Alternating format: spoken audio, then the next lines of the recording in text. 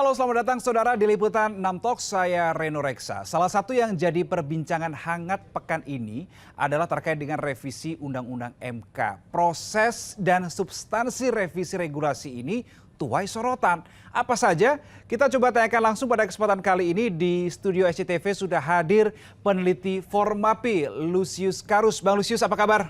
Kabar baik, Bung Reno. Oke, kabar pribadi baik ya? Baik. Siap. Terima kasih sudah hadir nih jauh-jauh ke studio SCTV. Siap. Kemudian di saluran Zoom juga sudah tersambung dengan kami Hakim MK periode 2003-2006. Profesor Marwarar Siahaan. Apa kabar Profesor Marwarar? Baik, baik saja, baik. Baik, terima kasih Prof sudah hadir dan sudah bergabung di Liputan 6 Talks. Kami juga sudah mengundang beberapa anggota Komisi 3 DPR RI, saudara, sebagai pihak yang membahas aturan ini. Namun sejauh ini belum ada yang bisa hadir begitu ya. Nah, sebelum kita mulai dialog, karena tidak hadir atau tidak bisa bergabung di kesempatan kali ini, kita coba simak dulu pernyataan Wakil Ketua DPR RI Sufmi Dasko Ahmad saat ditanya wartawan terkait revisi Undang-Undang MK tanggal 14 Mei lalu. Kita simak. Kalau saya lihat bahwa keputusan yang sudah diambil antara pemerintah dengan DPR tinggal dilanjutkan di paripurna. Nah, sehingga masa sidang yang masih panjang ini juga memungkinkan untuk komisi terkait juga kembali berkoordinasi dengan pemerintah. Nah, sehingga apakah di sekarang atau di masa sidang nanti kita tunggu aja hasilnya. Tapi kan ini pembahasannya dilakukan di masa reses gitu ya. Nah, apakah sudah izin dulu buat pimpinannya atau bagaimana ini maksudnya? Iya, seharusnya kalau ada pembahasan di masa reses harusnya sudah izin pimpinan. Dan itu saya sudah cek ada izin pimpinannya. Demikian. Itu tadi pernyataan dari Sufmi Dasko Ahmad, Wakil Ketua DPR RI, ketika ditanya kenapa sih sebenarnya revisi Undang-Undang MK ini dibahas di masa reses, dan jawabannya selama ada sudah mengantongi izin dari pimpinan, fine-fine saja. Saya mau tanyakan ke Bang Lusius, betulkah seperti itu secara aturan begitu kalau dari sudut pandang Bang Lusius? Setahu saya sih masa reses itu masa yang khusus digunakan oleh anggota DPR untuk mengunjungi konstituennya gitu ya. Bahwa ada pengecualian DPR bisa melakukan persidangan di masa reses itu atas undangan pimpinan dan untuk merespon isu-isu yang sangat darurat sifatnya gitu ya. Jadi misalnya saat reses kurang lebih sebulan gitu, tiba-tiba terjadi sesuatu yang pada saat itu juga harus direspon oleh pimpinan DPR atau oleh DPR, ya itulah yang bisa jadi alasan DPR bisa bersidang di masa reses. Tapi kalau pembahasan RUU saya kira sih sama sekali tidak gitu ya, karena pembahasan RUU sama itu sekali tidak apa artinya? tidak bisa dilakukan pada masa reses gitu ya. Oke. Pembahasan RUU itu ya harus dilakukan pada masa sidang. Untuk itulah masa sidang dibuat di DPR gitu ya, untuk proses pembahasan legislasi gitu ya. Dan kenapa harus dilakukan pada masa sidang gitu ya? Karena hanya pada masa sidang kemudian akses publik untuk terlibat, untuk berpartisipasi dalam proses pembahasan itu bisa terjadi. Coba bayangkan kalau dibahas pada masa reses, publik tahunya anggota DPR itu sedang di daerah pemilihan masing-masing gitu ya. Kok tiba-tiba mereka melakukan pembahasan RUU pada masa reses? Ini tidak bisa tidak, ini terjadi hanya karena misalnya ada siasat tertentu dari DPR gitu ya. Apa yang Anda baca siasat tertentu itu? Saya menduga sih mereka sedang menghindari partisipasi publik itu gitu ya. Proses pembahasan ini diharapkan bisa cepat tanpa hambatan karena harus mendengar kritikan publik gitu ya. Karena kita berarti revisi Undang-Undang MK ini dilihat Formapi sangat riskan untuk mendapat kritikan dari masyarakat. Ya, saya kira yang kita bahas beberapa hari ini kan semuanya berbau kritikan, dan mungkin itu juga alasan Komisi 3 tidak mau hadir di sini karena tidak ingin mendengar langsung kritikan itu gitu ya. Oke. Tapi kalau tadi alasan dari Bang Dasko, selama ada ketika sudah izin ke pimpinan dan sudah mendapatkan izin dari pimpinan bisa dilakukan. Ya, itu yang kita tidak tahu, apakah betul ada permintaan izin dan apakah betul ada izin yang diberikan oleh pimpinan gitu ya. Kan kalau diberikan izin juga harus jelas juga gitu ya. Siapa yang meminta dan untuk alasan apa permintaan itu dilakukan sidang pada masa reses gitu ya. Karena sejauh yang kita lihat kan tidak ada sesuatu yang kemudian membuat DPR harus melakukan persidangan pada masa reses. Berarti Formapi tidak melihat legislasi. revisi Undang-Undang MK ini mendesak sekali untuk dibahas? Mungkin saja mendesak, tapi itu tidak lalu harus menggunakan masa reses. Karena bagi saya atau bagi kita, DPR itu adalah wakil rakyat. Dan puncak pernyataan mereka itu adalah wakil rakyat, itu dilakukan pada masa reses. Jadi masa reses itu sesungguhnya adalah jantung keberadaan anggota DPR saat dia kemudian hadir di tengah warga atau di tengah konstituennya, menyerap aspirasi mereka untuk dibawa ke DPR pada masa sidang diperjuangkan gitu ya. Jadi saya kira kalau DPR disebut sebagai wakil rakyat, yaitu perwujudannya itu dilakukan pada masa reses itu. Jadi Karena mereka kembali ke dapilnya betul, ya. menghindari masa reses untuk melakukan persidangan yang seharusnya bisa dilakukan pada masa sidang, itu buat saya lucu. Dan saya kira memang DPR ini jadi lucu karena mereka justru membahas undang-undang saat reses, tapi pada saat masa sidang mereka justru kembali ke dapil untuk melakukan kunjungan ke konstituennya. Ada temuan itu, Formapi? Betul, saya kira sering sekali Oke. kita mendengar anggota DPR izin gitu ya karena sedang berada di daerah pemilihannya tidak bisa mengikuti paripurna gitu. Jadi ini saya kira anomali atau keanehan-keanehan yang sering terjadi di DPR sekarang gitu ya. Saat sidang mereka ada di dapil, saat seharusnya reses dan mereka ada di dapil, mereka justru bersidang gitu ya. Oke, baik. Nanti saya masih akan kembali ke Bang Lusius. Masih ada beberapa pertanyaan, ada beberapa catatan juga yang ingin saya tahu sudut pandangnya dari Bang Lusius. Tapi saya ingin ke Prof. Marwarar. Kita bahas soal substansi nih, Prof. Marwarar. Setidaknya kan ada 4 poin krusial begitu ya. Yang pertama kita bahas satu persatu ya, Prof. Marwarar, terkait dengan pemberhentian hakim. Ya, pemberhentian hakim ini terkait dengan kalau kita melihat revisi undang-undang draftnya yang terbaru, pemberhentian hakim MK karena masa jabatan sudah habis ini dihapuskan. Bagaimana Prof. Marwarar menanggapi soal hal itu? Ya, jadi sebenarnya sebelum masuk ke sana, barangkali kita apa yang dikemukakan Lusius tadi sangat penting sekali bahwa sebenarnya masalah konstitusi MK ini sangat penting sekali di dalam kerangka apa yang kita katakan dulu reformasi dan kita menuju apa yang disebut juga negara hukum dan konstitusi yang menuju demokrasi. Begitu di dalam transisi itu sangat dibutuhkan sebenarnya kekuasaan yang saling mengimbangi. Oleh karena itu sebenarnya dari sisi ini kita membutuhkan suatu waktu yang panjang untuk melihat ini, tidak terburu-buru, dan juga sudah berapa kali demikian hanya hit and run pembaharuannya. Oleh karena itu menjadi pertanyaan kita, seharusnya lebih serius kita melihat ini dengan suatu naskah akademik. Tetapi tampaknya lepas dari apa yang dikatakan tadi di masa reses ada sidang, saya melihat bahwa kemudian suatu konsep perubahan undang-undang yang terjadi ketika misalnya masalah politik yang ada perasaan tidak puas terhadap MK, mulai dari penggantian Aswanto, kemudian kenaikan daripada Pak Guntur tanpa melalui mekanisme yang ditentukan di dalam Undang-Undang MK dan juga konstitusi yang harus merawat independensi dan imparsialitas Mahkamah Konstitusi. Saya menjadi agak heran ini. Apa pemikiran jangka pendekkah yang mereka lakukan ini, atau kita membutuhkan satu pemikiran jangka panjang ke depan di mana anak cucu kita nanti akan mengandalkan adanya suatu negara hukum dan demokrasi tempat kita memohon perlindungan ketika ada penindasan-penindasan.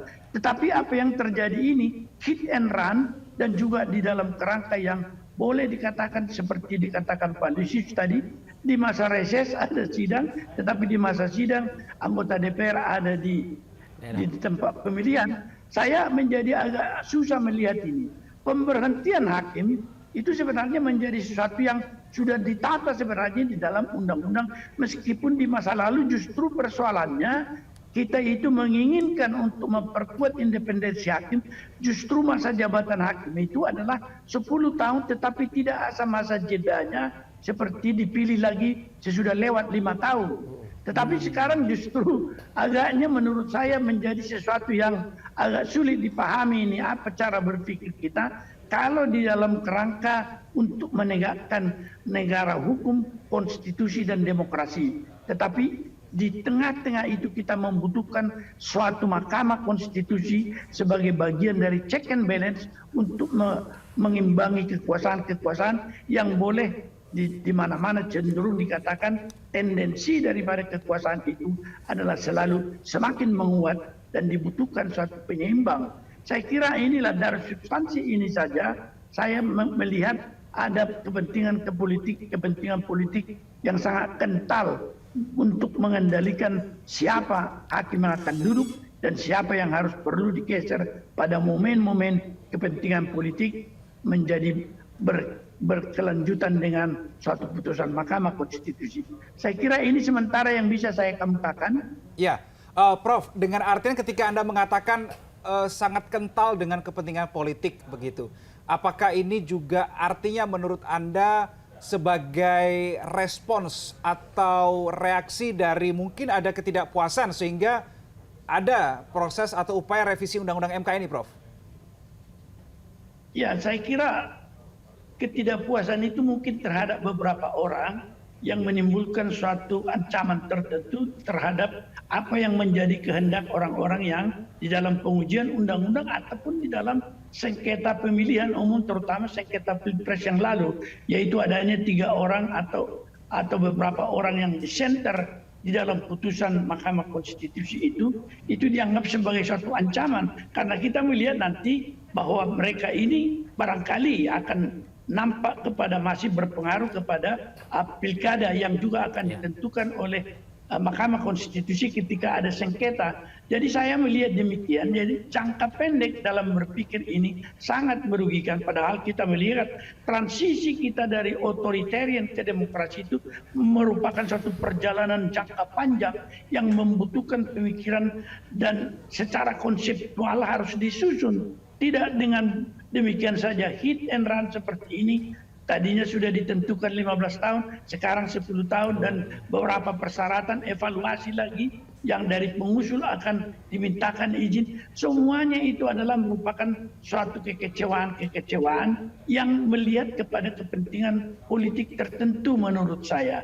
Ini yang harus dihindarkan bagi suatu negara dalam kerangka transisi menuju demokrasi yang harus melihat bahwa semua pihak akan mematuhi hukum dan konstitusi. Itu yang tampak jauh dari panggang dari api sekarang. Saya kira demikian. Transisi dari otoriter ke demokrasi. Ketika ada revisi Undang-Undang MK seperti yang saat ini, kita poin-poinnya sudah beredar di masyarakat juga dan menuai kontroversi, Prof. Marwarar.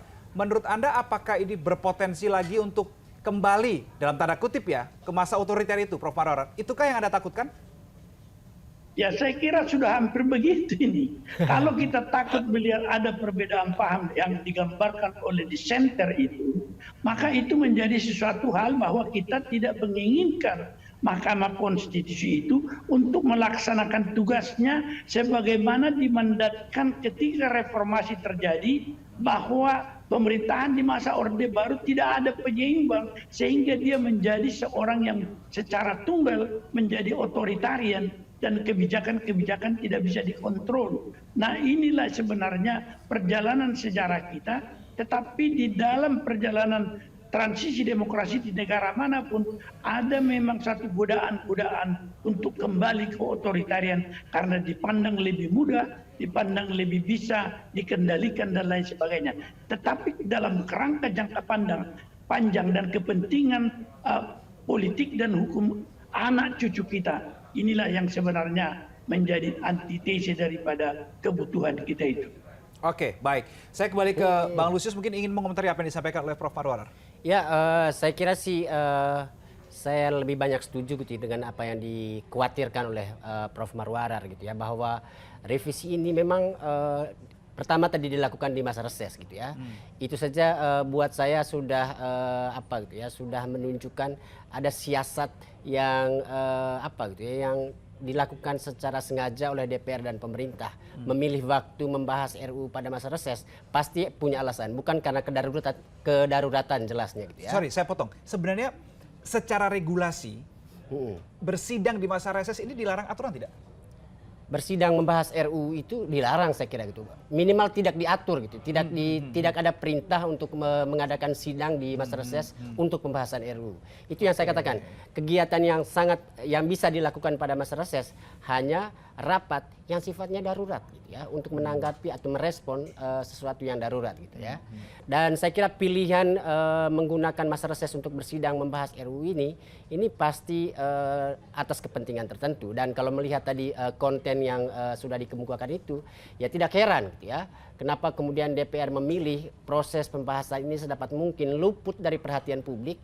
Ya karena itu RUU ini didesain, revisi ini maksudnya ya, didesain untuk kepentingan yang sangat pendek ya, untuk hakim yang sedang menjabat gitu ya. Jadi coba bayangkan hakim-hakim ini dulu dipilih atau diangkat dengan undang-undang yang lama, tapi kemudian akan diganggu dengan undang-undang yang baru ini gitu ya.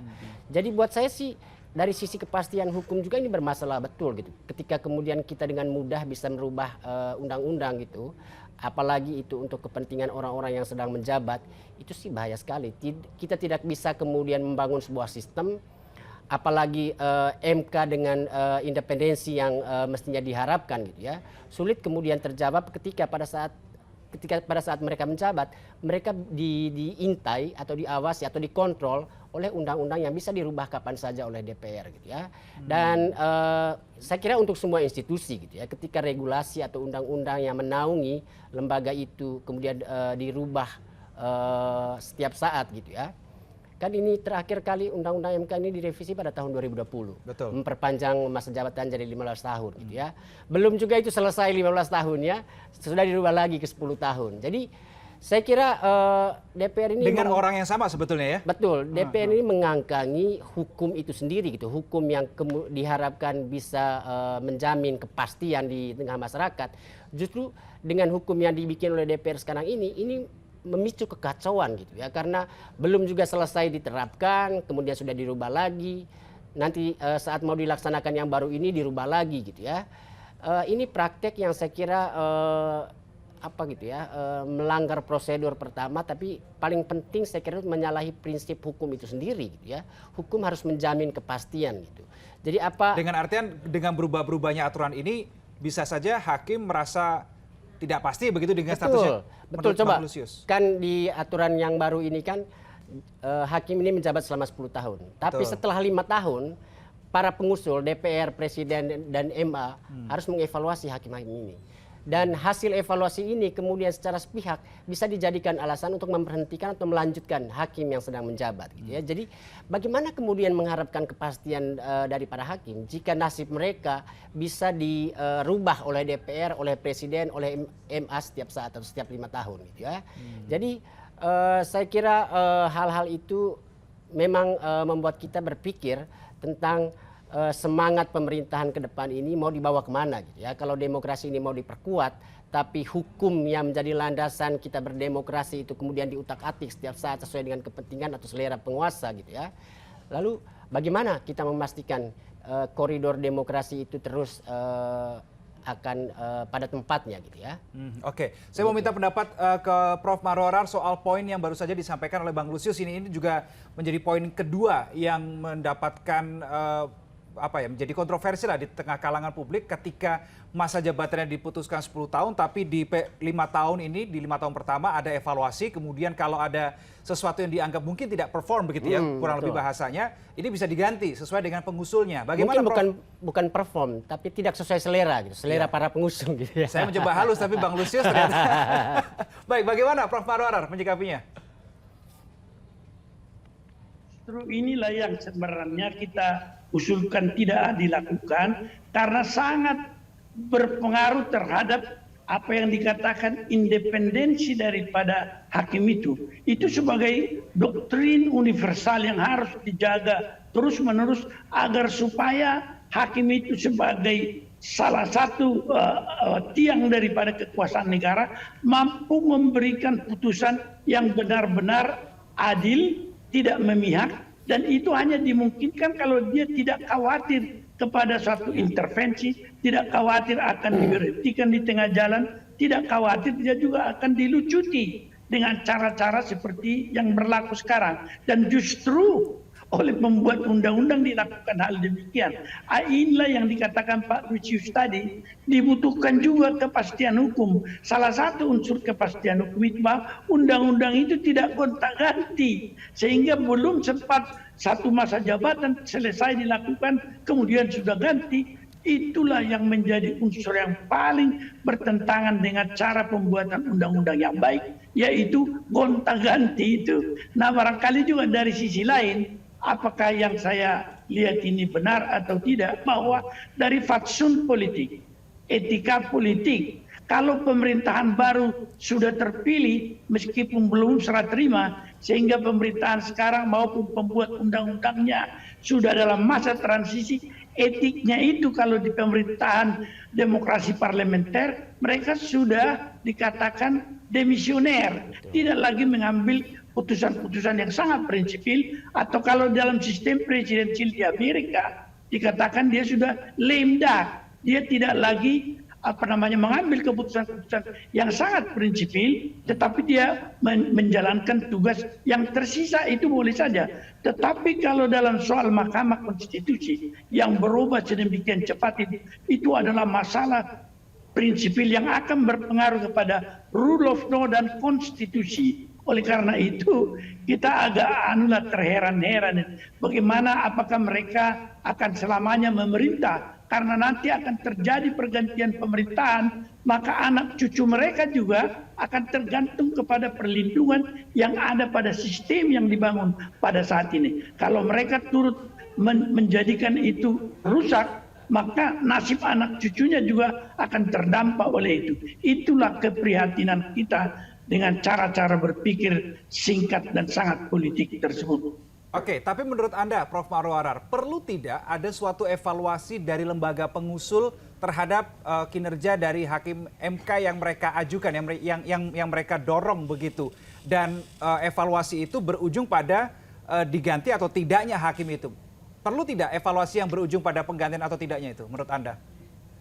Ya, saya kira secara periodik, kalau kekuasaan diberikan kepada suatu jabatan atau orang, dia harus bisa diperiksa, dia bisa diaudit, dan dia juga harus memberikan akuntabilitas.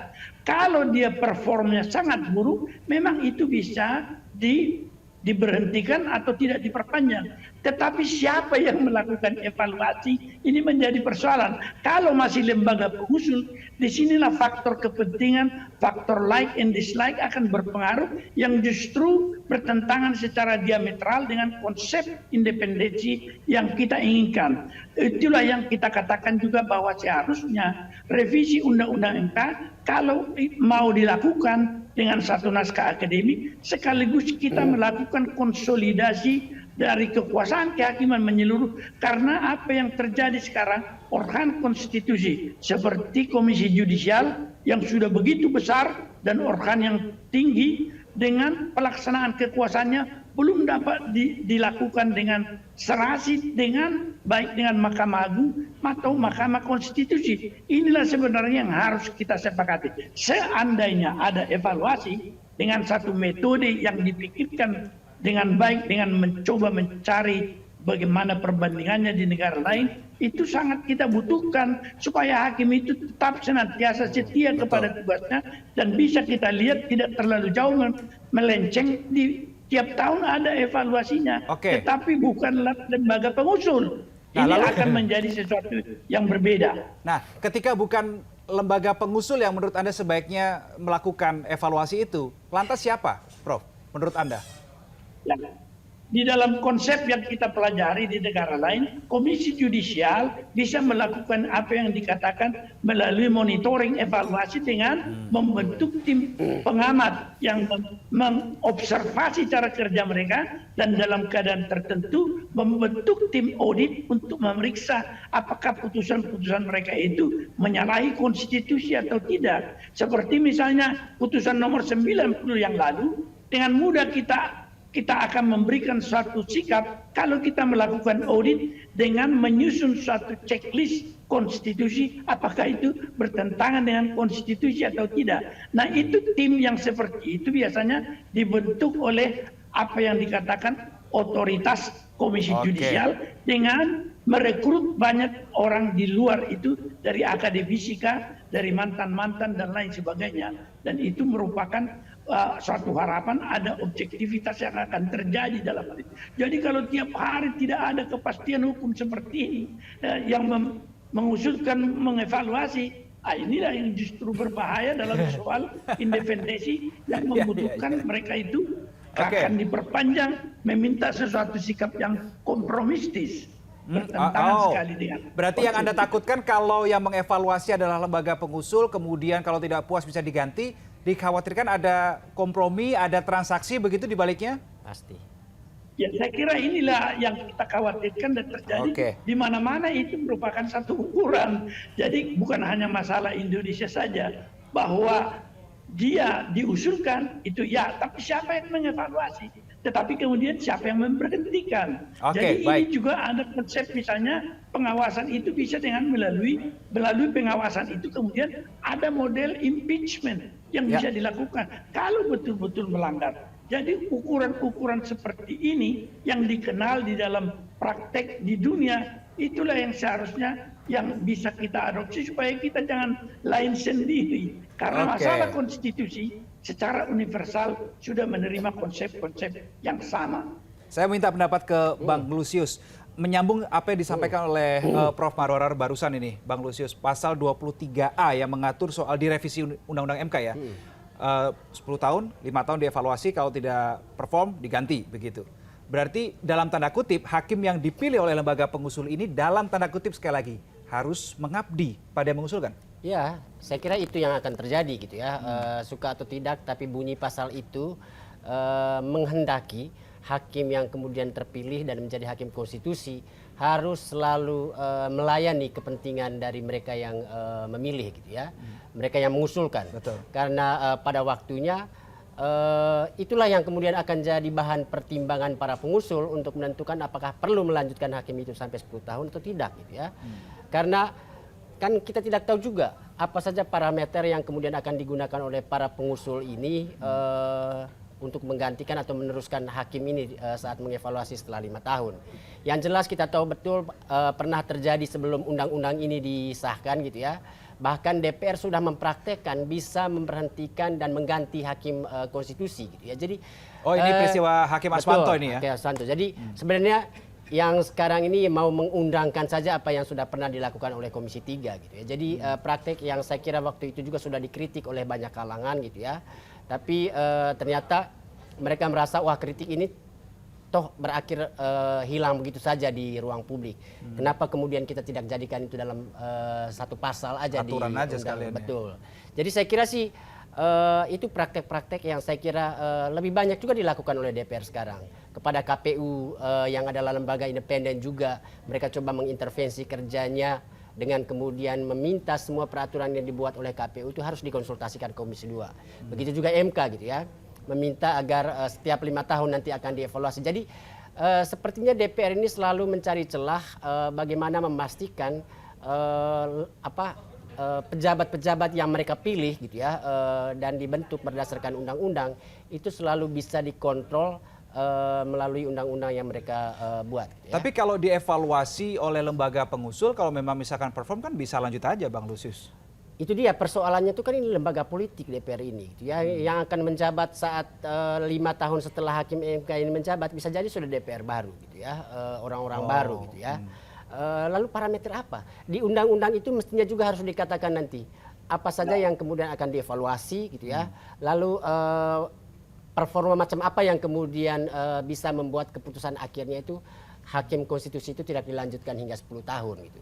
Kalau tidak ada parameter yang jelas dalam undang-undangnya itu pada waktunya nanti akan diserahkan kepada suka dan tidak sukanya para pengevaluasi gitu ya. Dan saya kira ya. Betul, dan saya kira mereka akan atau intensi mereka itu seperti itu gitu ya. Membuat ini jadi mengambang saja gitu, lalu nanti pada waktunya kuasa mereka lah yang akan menentukan dalam evaluasi itu untuk kemudian meneruskan atau memberhentikan hakim konstitusi itu. Oke, sebelum saya lanjut ke poin ketiga yang menjadi salah satu kontroversi juga di publik, saya ingin minta pendapat ke Bang Lusius masih soal proses ini. Tadi kan yang dipermasalahkan oleh Bang Lusius adalah kalau reses malah ada sidang, kalau pas sidang malah ada di dapilnya, begitu kan? Betul. Nah, pertanyaan saya begini, ketika reses malah ada sidang, berarti kan kemungkinan ada potensi juga anggota DPR ini berada di dapil. Betul. Sehingga tidak semua anggota di komisi itu ada begitu ya di rapat itu, di sidang itu, sehingga bisa jadi tidak bulat juga suaranya. Konsekuensinya apa? Kalau soal itu juga sih sudah biasa juga. Jangankan di masa sidang di masa reses gitu ya. Sidang di masa sidang saja gitu ya. Yang izin di DPR itu dianggap hadir gitu ya. Jadi sebenarnya banyak sekali keanehan yang kalau dipikir dengan Prof. Marwarar akal sampai ketawa sehat, ya, yang kalau dipikir dengan akal sehat banyak sekali kejanggalan-kejanggalan yang dibiarkan terjadi begitu saja di DPR gitu ya. Jadi kalau soal hadir dan tidak hadirkan, DPR 2019-2024 ini sebenarnya tidak lagi menganggap penting itu anggota-anggota gitu ya dalam proses pengambilan keputusan gitu ya. Karena di paripurna biasanya yang ditanya itu fraksi. Kalau fraksinya sudah setuju, nggak ada urusan dengan anggota-anggotanya gitu ya. Jadi kalau saya anggota DPR sih mestinya saya tersinggung betul gitu ya ketika saya yang membawa suara begitu banyak dari pemilih pada saat pemilu, saat menjadi anggota DPR jadi tidak dianggap apa-apa. Ya didengar fraksinya. Betul, yang didengar fraksinya. Jadi sebenarnya urusan bernegara kita ini sudah selesai di pimpinan partai politik gitu ya. Jadi yang ada di DPR itu cuma formalitas saja gitu ya. Karena pada akhirnya yang akan menentukan setuju atau tidak setuju, terima atau tidak terima itu adalah fraksi. Nggak ada itu di DPR kali ini proses pengambilan keputusan dilakukan voting terbuka gitu ya. Anggota DPR kemudian memberikan suara masing-masing. Yang akan ditanyakan dan yang akan menentukan sah atau tidaknya sesuatu di paripurna sikap fraksinya. Jadi hanya sikap fraksi yang kemudian dibacakan. Kalau begini kan jadi kita nggak perlu sampai 580 anggota DPR itu buang-buang uang saja gitu untuk menghabiskan untuk menggaji mereka gitu ya. Cukup saja kita gaji 8-9 partai politik itu. Yang lolos parlemen itu ya. Betul, yang lolos parlemen gitu ya. Selesai urusannya gitu. Jadi saya kira sih memang banyak hal yang saya kira harus dievaluasi di Undang-Undang MD3 khususnya gitu ya, soal proses pengambilan keputusan di DPR, soal bagaimana status hadir Berarti yang tidak sebaiknya hadir di direvisi rapat. UU MD3 bukan UU MK nih ya. Harusnya sih itu yang harus didahulukan ya. Tapi kan tidak bisa buru-buru juga gitu ya. Iya, Karena soal iya. buru-buru ini juga soal masalah pelik seperti yang dikatakan Betul. oleh Prof tadi gitu ya. Karena dalam situasi yang buru-buru itu tidak ada ruang untuk berdiskusi secara leluasa gitu. Seperti ini gitu ya. Dan kebiasaan DPR sekarang juga tidak menyiapkan naskah akademik gitu ya. Padahal RUU revisi Undang-Undang Mahkamah Konstitusi itu masuk dalam daftar prolegnas prioritas 2024. Ini artinya undang-undang yang disiapkan, direncanakan untuk direvisi. Kalau direncanakan, disiapkan untuk direvisi, itu mestinya dari awal tahapannya itu. Penyiapan naskah akademik, penyusunan draft. Penyusunan draft ini juga harus dibahas gitu ya. Dengan melibatkan partisipasi publik. Sampai ke balik penyesuaian substansi dan lain sebagainya, baru kemudian masuk pembicaraan tingkat 1. Jadi ada prosedur panjang sebelum kemudian dibawa ke paripurna untuk disahkan. Kalau yang sekarang ini kan kita nggak pernah tahu ada proses pembahasan, kita nggak pernah tahu ada naskah akademik, kita nggak pernah tahu ada penyusunan draft. Tiba-tiba mereka bilang besok kita mau bawa ke paripurna nih, ya. Jadi ini saya kira lucu-lucuan gitu ya. DPR yang membuat undang-undang 12 2011 tentang pembentukan peraturan perundang-undangan. Di situ mereka sudah cantumkan prosedur pembentukan aturan yang harus dilalui oleh DPR, tapi mereka sendiri yang justru paling pertama melakukan pelanggaran terhadap itu. Oke, saya ingin kembali ke Prof. Marwarar ini. Poin ketiga, Prof, soal komposisi MKMK, Majelis Kehormatan Mahkamah Konstitusi nih, yang terbaru di revisi undang-undang ini, Prof. Komposisinya adalah maksudnya yang diusulkan oleh MK, kemudian yang diusulkan oleh Mahkamah Agung, DPR, Presiden, dan 1 hakim konstitusi. Ini berubah dari komposisi sebelumnya. Bagaimana Prof. Marwarar melihat ini? Apa sih sebetulnya yang dimau dengan perubahan komposisi ini? Iya, jadi memang Majelis Kehormatan kalau kita lihat apa yang ditampilkan Pak Jimli ketika memeriksa pelanggaran etik hakim Mahkamah Konstitusi yang baru lalu, nampak bahwa kekuasaan daripada MK, Majelis Kehormatan MK itu sangat besar di dalam menentukan berhenti atau berfungsinya seorang hakim konstitusi. Oleh karena itu mungkin pemerintah dan pembuat undang-undang kaget dan ini komposisinya harus dirubah gitu. Jadi sebenarnya ini adalah satu kejutan-kejutan yang muncul dari peristiwa-peristiwa yang paling akhir ini, dan itulah yang menyebabkan kita tidak melihat konsep sesungguhnya dari pengawasan etik juga menjadi sesuatu yang hanya soal jumlah dan soal ikut serta mereka yang bisa terdampak oleh satu putusan-putusan seperti itu misalnya. Oleh karena itu, kalau dari sudut komposisinya saya kira apa yang sudah terjadi di masa lalu 3, atau kalau saya lebih setuju lagi tidak ada hakim MK di situ, itu tentu membuat satu pengawasan etik yang terjadi kurang lugas, yaitu bisa 3 semuanya bukanlah ada hak dalam komponen hakim konstitusi. Tetapi kalau harus ada lagi yang diusulkan pemerintah, diusulkan dari pembuat undang-undang, saya ini kurang terlalu rame-rame begitu, kerjanya juga menjadi sulit itu, karena kemudian kompromistis lagi dan kemudian menjadi agak kurang lugas. Padahal standar etik yang kita ingin terapkan sebenarnya adalah standar etik tertinggi untuk bisa membuat satu lembaga itu berada dalam satu kondisi yang dihormati betul dan mereka bekerja menurut standar etik yang oleh rakyat menimbulkan rasa percaya terhadap lembaga itu. Ini saya kira jangan rame-rame kali lah, itu sulit mengambil keputusan itu. Oke, terakhir kalau kita melihat komposisi MK itu kan pada kasus Anwar Usman ya, Hakim Konstitusi Anwar Usman begitu ya, Prof. Marwarar. Dari melihat komposisi itu, kita lihat Ketua MK pada saat itu adalah Pak Jimli Asyidiki ya, yang juga merupakan salah satu Ketua MK di periode tertentu. Nah, dan juga ada beberapa pihak lainnya. Melihat komposisi MK pada saat kasus Hakim Konstitusi Anwar Usman, menurut Anda sudah pas, Prof. Marwarar?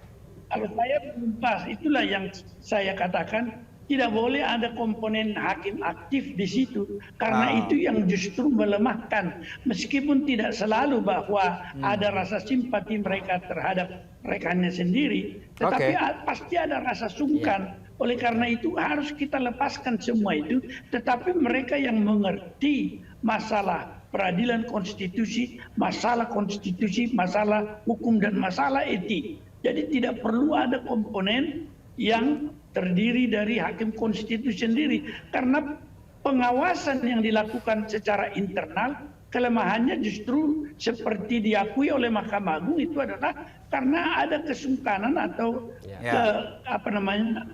rasa sungkan untuk menilai kawan-kawan sendiri. Oleh karena itu saya tidak setuju ada dalam komposisi itu dari hakim konstitusi yang aktif. Itu saja. Oke. Prof. Marwarar bahasanya jangan rame-rame lah. Kalau Bang Lusius bahasanya apa nih? Soal komposisi MK ini. Tetap aja saya kira intensi utama mereka mengatur soal komposisi MK itu bukan karena terkejut di putusan 90 kemarin itu ya. Kita kan putusan 90 itu kan lahir dalam proses kontestasi gitu ya. Sehingga efeknya itu memang menghebohkan gitu ya. Ada pihak yang kemudian sangat berharap di hasil keputusan MK itu, sehingga saat itu MK ini dianggap sangat strategis gitu ya oleh pihak-pihak yang berharap keputusan MK bisa sesuai dengan harapan mereka gitu ya. Jadi saya kira sih ketika undang-undang kemudian mengatur komposisi MK ya, padahal kita tahu syarat utama MK itu ya independen harus lebih independen dari hakim konstitusi gitu ya mestinya, karena dia akan mengadili sisi etikanya gitu ya. Betul. Dan saya kira ketika sudah masuk di undang-undang, lalu komposisinya nanti ada usulan dari presiden, dari DPR, ya ini hanya menduplikasi apa yang kemudian skema yang mereka terapkan di hakim konstitusinya gitu ya. Jadi kelihatan betul ini semangat hakim MK layer berikutnya nih berarti. Betul. Ini. Semangat dari undang-undang ini ya sama aja gitu. Memastikan orang-orang yang punya kuasa untuk merubah banyak hal di sektor politik, yaitu Mahkamah Konstitusi dan MK itu tentu itu bisa dikendalikan. Saya kira sesederhana itu aja sih. Dan untuk bisa meloloskan ini, karena ini adalah desain untuk kepentingan mereka, ya harus dibahas jauh dari ruang publik, jauh dari hingar-bingar diskusi seperti yang kita lakukan siang hari ini. Oke, baik. Ada satu pasal di revisi Undang-Undang MK, itu pasal 87. Ini juga disorot oleh Pak Mahfud MD, juga merupakan mantan Ketua MK. Sebelum saya tanyakan ke Prof. Marwarar, saya ajak Anda semua, Bang Lusius, Pak Prof. Marwarar dan juga saudara untuk menyimak apa yang menjadi poin dari Mahfud MD terkait dengan pasal 87 di revisi Undang-Undang MK. Berikut ini. Dulu saya menolak pengesahan RUU MK itu, terutama terkait dengan aturan peralihan pasal 87, karena waktu itu isinya itu menurut saya tidak umum. Yang umum itu kalau ada aturan baru yang sudah ada itu dianggap sah sampai selesainya masa tugas. Tapi di RUU itu disebutkan dengan berlakunya undang-undang ini maka hakim MK yang sudah menjadi hakim lebih dari 5 tahun dan belum 10 tahun gitu akan atau harus dimintakan konfirmasi ke lembaga yang mengusulkannya. Nah itu saya tidak setuju waktu itu karena itu bisa mengganggu independensi hakim MK. Pada waktu itu sedang menjelang Pilpres sehingga bisa saja hakim MK dibayang-bayangi oleh ancaman konfirmasi kepada institusi pengusul itu. Maka saya waktu itu minta agar itu tidak diteruskan. Itu poin dari Prof. Mahfud MD terkait dengan pasal 87. Saya ingin wrap up semuanya. Prof. Marwarar, jadi menurut Anda dengan adanya 4 poin kontroversial ini soal pemberhentian hakim, evaluasi hakim, komposisi MK, kemudian masa jabatan hakim MK, 4 poin ini menurut Anda apakah ini salah satu bentuk intervensi terhadap kuasa kehakiman, Prof. Marwarar?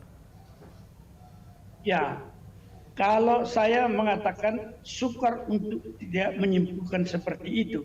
Karena kebetulan dari 4 itu adalah bagaimana mengendalikan sebenarnya peradilan konstitusi itu melalui 4 poin yang tadi itu yang akan dekat dengan kepentingan kekuasaan yang ada, yaitu ketika misalnya lembaga pengusul adalah mereka yang berkuasa pada saat ini misalnya yang mengusulkan.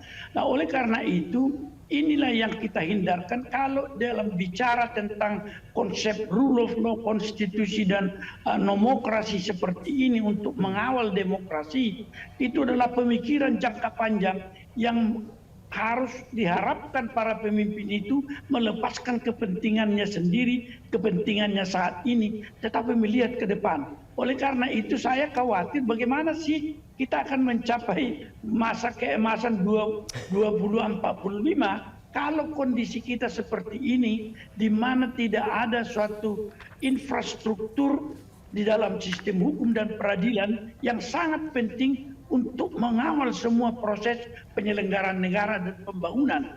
Ini menurut saya akan sangat seperti pemeo yang kita sering dengar itu.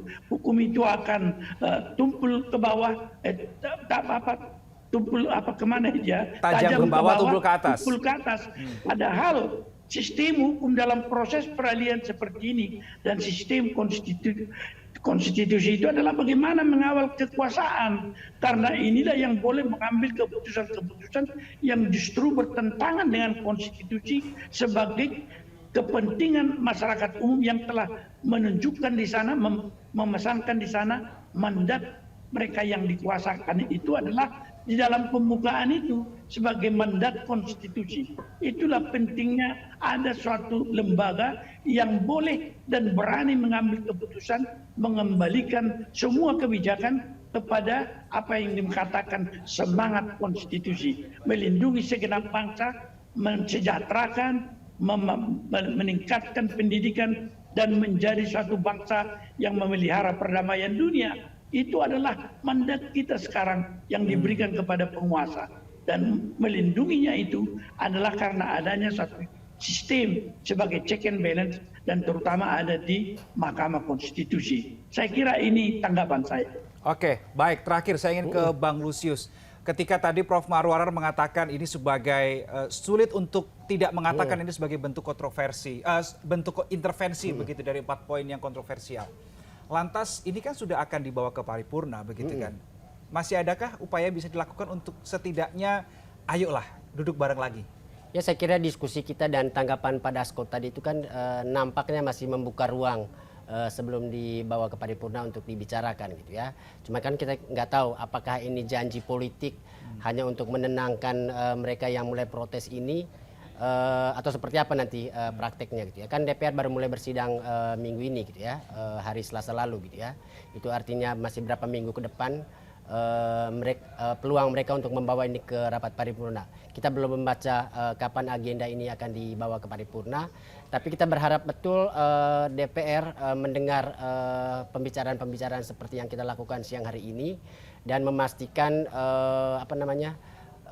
revisi Undang-Undang Mahkamah Konstitusi tidak akan jadi seperti yang dibayangkan oleh Profesor tadi itu gitu ya, bahwa ini nanti akan menjadi alat untuk mengendalikan hakim-hakim di Mahkamah Konstitusi gitu ya. Karena kalau hakim sudah dikendalikan, ya buang-buang waktu saja atau buang-buang tempat saja kita dirikan Mahkamah Konstitusi gitu ya. Kan kalau DPR ini mau sepertinya apa yang sudah dihasilkan oleh DPR yang nggak boleh diutak-atik lagi oleh Mahkamah Konstitusi kan. Ya kalau gitu kenapa kemudian kita nggak bicara perlu nggak MK ini dilanjutkan atau tidak? Atau mungkin perlu nggak DPR ini dipertahankan atau tidak sih? Gitu. Gitu ya. Jadi ya kan sama aja gitu, membiarkan MK yang keropos karena kewenangannya dikontrol oleh politisi. Saya kira membuat kita akhirnya berharap pada sesuatu yang tidak pasti gitu ke depannya gitu ya. Dan itu seperti yang di awal tadi saya bilang, ini saya kira sih mengangkangi betul kepastian hukum negara ini. Bukan cuma di Undang-Undang Mahkamah Konstitusi loh. Ada begitu banyak undang-undang produk DPR periode ini yang saya kira bukannya memperkuat sistem, tapi justru melemahkan sistem. Mereka hanya peduli soal masa jabatan. Kepala desa, undang-undang desa direvisi untuk masa jabatan, undang-undang ini juga. Undang-undang IKN belum juga dilaksanakan undang-undang yang lama gitu. Sudah direvisi lagi. Jadi entah mau bagaimana gitu kepastian hukum ini di tangan DPR kita saat ini. Oke, gitu. Baik, semoga ini menjadi catatan yang didengar oleh wakil rakyat kita yang ada di Senayan. Semoga menjadi pertimbangan. Baik, terima kasih Bang Lusius Karus, peneliti Formapi. Kemudian ada Hakim MK periode 2003-2006, Profesor Marwarar Siahaan. Terima kasih juga sudah bergabung dalam diskusi kita pada kesempatan kali ini. Sehat selalu, Prof. Marwarar. Dan saudara, demikianlah akhir dari Liputan 6 Talks untuk kali ini. Kira-kira apa yang akan jadi diskusi kita di pekan depan? Apa yang akan jadi perbincangan hangat di pekan depan? Kita nantikan bersama. Saya Reno Reksa pamit. Salam CTV. Thank you, Bang.